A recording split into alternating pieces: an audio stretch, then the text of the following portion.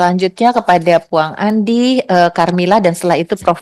Purtasan. Silakan Pak Andi. Assalamualaikum warahmatullahi wabarakatuh. Terima kasih Ibu Pimpinan dan tentu saja Pak Rektor Universitas Balikpapan, Pak Dr. Isradi, dan Pak Ketua Bidang Pembina Yayasan, Dr. Randy, juga termasuk sahabat kita dari Ketua Umum Pergerakan Dokter Muda Indonesia. Alhamdulillah. Untuk Bapak yang ketiga kalinya datang ke tempat ini Pak ya, berarti sejak periode yang kemarin ada jejak foto-fotonya ada di sini. Artinya persoalan Bapak itu sudah lama sebetulnya. Saya bukan dokter dan termasuk seperti Bapak sampaikan tadi, saya lulusan IAIN Pak, UIN.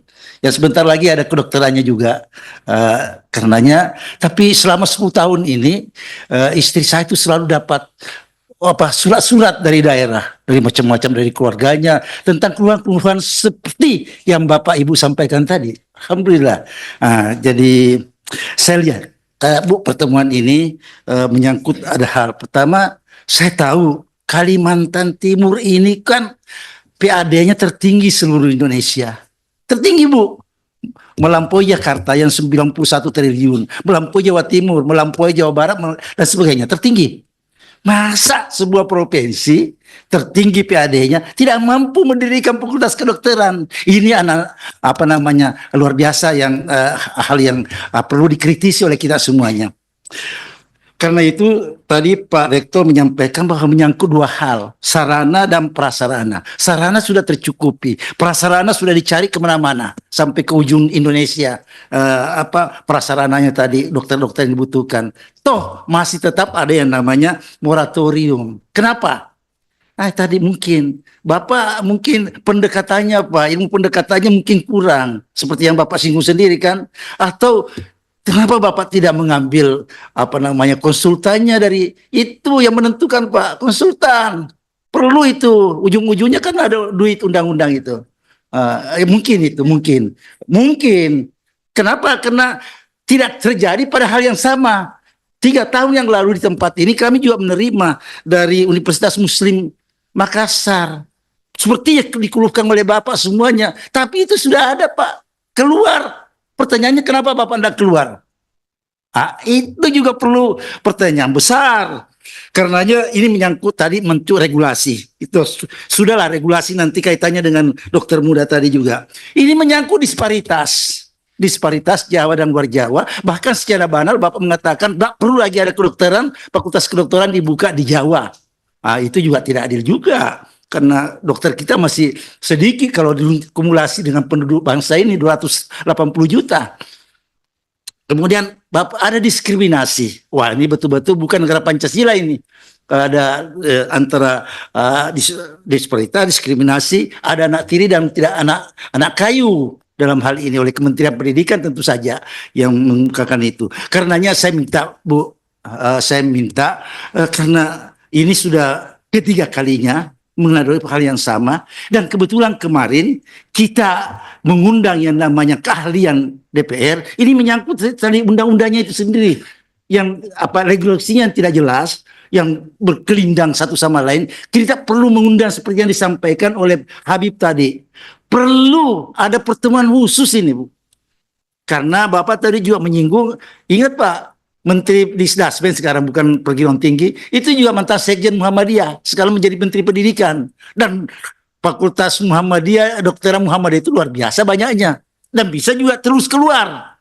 Artinya ya pendekatan organisasi juga kurang Bapak itu. Pasti pendekatannya. Karena yang lainnya bisa, kenapa Bapak tidak? Jadi bukan masalah moratorium sebetulnya. Tapi masalah kebijakan dan termasuk apa yang akan dilakukan itu sebetulnya. Mestinya ada tabulasi tentang apa yang dilakukan selama 5 tahun terakhir ini. Kalau saya lihat dari dokumen yang ada di sini. Karenanya Ibu Hatipah juga dari dapil sana. Kok bisa Bu ini berlanjut? Kan dapilnya Kalimantan Timur juga Bu ya. Kok bisa? Dapilnya Ibu ini belum ada. Yang itu tadi. Satu hal lagi, tadi dikemukakan, di Kalimantan Timur itu ada di Balikpapan, ada 4 rumah sakit terbaik. Tapi kenapa salah satu pun dari rumah sakit ini tidak bisa menjadi rumah sakit pendidikan, Bu? Ini juga masalah lagi. Ini harus sampai mencari ke Surabaya, ke Jakarta, kemana-mana. Dan itu juga ke Makassar masuknya. Tapi kenapa ini rumah sakit terbaik? Karena di situ ada tambang besar. Dan sebentar lagi akan menjadi berdampingan dengan IKN. Ini kalau ke depan masih ditemukan seperti hal ini, belum ada kejelasan tentang Fakultas Kedokteran di Kalimantan Timur ini menjadi warning bahwa kependidikan kita, khususnya kedokteran ini perlu diwanti-wanti. Jadi saya usulkan konkret saja, Bu, khusus untuk regulasi tentang ini kita akan membuat undang-undang ini, Pak. Lagi undang-undang ini nanti dikaitkan betul dengan pendidikan itu. Kalau Adinda tadi mengatakan sudah berapa kali ujian belum dapat ijazah, lumayan deh. Di Fakultas Diponegoro itu malah dibunuh koasnya, dibunuh, sudah diperas, dibunuh lagi. Ya, jadi satu sama lain masih kelihatan lah. Kita dapatkan informasi di Komisi 10 ini. Saya pikir itu, Bu, yang ingin saya sampaikan, menggarisbawahi apa yang disampaikan oleh Habib tadi. Perlu pertemuan khusus, Bu. Mumpung masih 4 tahun ke depan kita di sini nih. Di Komisi 10, karena ini betul-betul memprihatinkan, khususnya dari sahabat kedokteran, dokter muda tadi ini betul-betul kan tidak enak itu. Tapi bukan cuma Anda sendiri, beberapa saudara-saudara saya juga dokter dari Cina datang ke Indonesia juga tidak bisa praktek, tidak diakui. Banyak itu tuh. Jadi dari Indonesia, dari dalam negeri juga begitu keadaannya. Pergi ke luar negeri menjadi dokter, itu juga tidak diakui, pulang ke Indonesia. Ada lagi namanya ID, profesi, itu hantunya dokter Indonesia itu.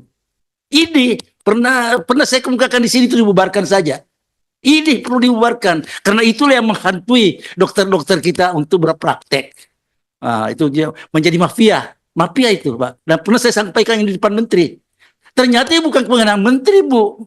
Apa namanya ID itu organisasi-organisasi itu yang menjadi dari berbagai universitas, bukan kewenangan Kementerian Pendidikan itu bukan. Jadi karenanya ini hal-hal seperti ini organisasi, dan saya harapkan ini nanti diatur dalam undang-undang kita, khususnya nanti kalau ada undang-undang kedokteran. Terima kasih, itu yang saya sampaikan. Wallahul muwaffiq ila aqwamit thoriq. Wassalamualaikum warahmatullahi wabarakatuh. Waalaikumsalam.